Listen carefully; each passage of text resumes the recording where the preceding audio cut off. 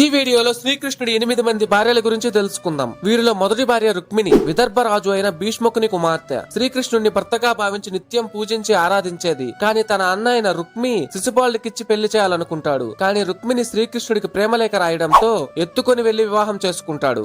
రెండవ భార్య జాంబవతి, శత్రాజిత్తు యొక్క సమంతకమణిని దొంగిలించాడు అని శ్రీకృష్ణుడిపై అపవాదం వేయగా శ్రీకృష్ణుడు సమంతకమణిని వెతుక్కుంటూ జాంబవంతుడి గుహ దగ్గరకు వచ్చి అతనితో 28 రోజులు పోరాడి గెలవగా శ్రీకృష్ణుడే కృతయుగంలో రాముడుని తెలుసుకుని సమంతకమణితో పాటు తను పెంచుకున్న జాంబవతిని కూడా ఇచ్చి వివాహం జరిపిస్తాడు. మూడవ భార్య సత్యభామ, శత్రాజిత్తు యొక్క కుమార్తె. శ్రీకృష్ణుడు జాంబవంతుడి దగ్గర నుండి సమంతకమణిని తీసుకుని వచ్చి తిరిగి శత్రాజిత్తుకు అప్పగించగా తన తప్పు తెలుసుకున్న శత్రాజిత్తు శ్రీకృష్ణుని క్షమించమని అడిగి కృష్ణుణ్ణి ఇష్టపడుతున్న తన కుమార్తె సత్యభామను ఇచ్చి వివాహం జరిపిస్తాడు.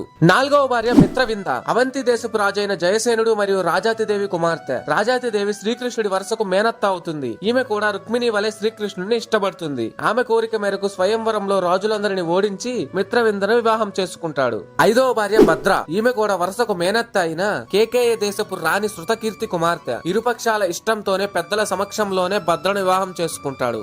ఆరవ భార్య నాగ్నజిత్తి, కోసల దేశపు రాజైన నాగ్నజిత్తు కుమార్తె. కోసల రాజ్యంలో పొగరు పట్టిన 7 బలమైన ఎద్దులు సంచరిస్తూ ప్రజలను ఇబ్బంది పెడుతూ ఉండేవి. ఆ ఎద్దుల మదమనిచ్చి పట్టి తెచ్చిన వీరునికి తన కుమార్తెనిచ్చి వివాహం జరిపిస్తానని నాగ్నజిత్తు ప్రకటించగా శ్రీకృష్ణుడు ఒకేసారి 7 రూపాలను ధరించి ఆ వృషభాలను మట్టి కరిపిస్తాడు. అలా కోసల రాజు తన కుమార్తెనిచ్చి వివాహం జరిపిస్తాడు.